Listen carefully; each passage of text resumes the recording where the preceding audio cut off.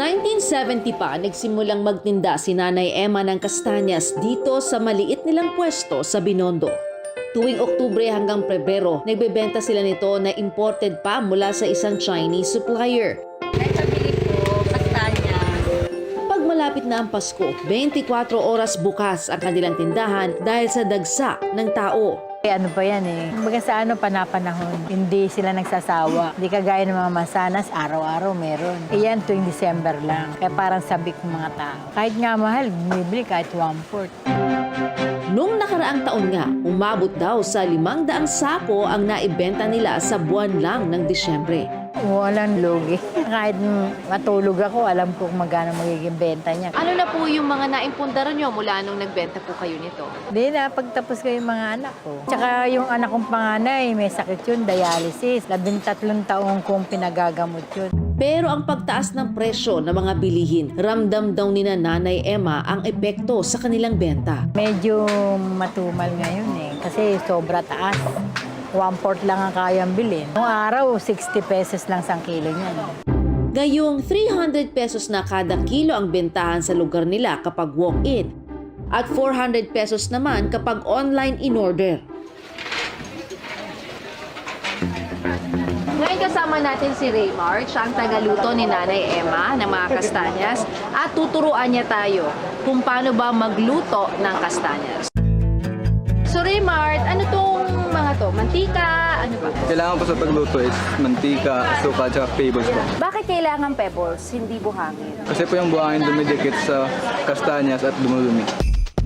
Pagkatapos painitin ng mantika at pebbles ng 5 minuto, pwede nang ibuhos ang kastanya sa kawali.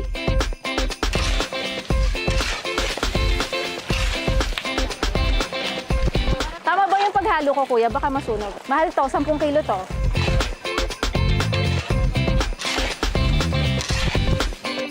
Mabigat na masakit kasi kailangan mo siyang itulak tapos malaki dapat yung kuha. Tapos, mainit. So, kaya talagang sanayan to. Makalipas ang halos 15 minutos, Ayan o, may mga pumuputok. Talagang may ganon. May paminsan talagang may pumuputok. Hindi tumatalsik sa mukha mo yun. Pagkaya po ako pag hinamin mo. Inaano na nga ako.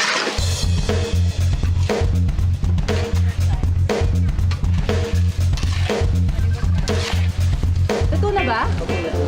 Ayun, sa wakas. Bunga ng pagod at pawis sa amin. Raymart.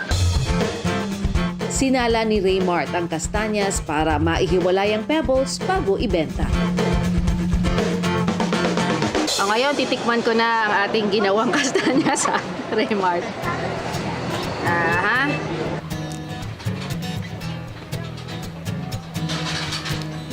Yun. Ayan, no? Buong-buo, humihiwalay sa balat niya. Malamis na malutong.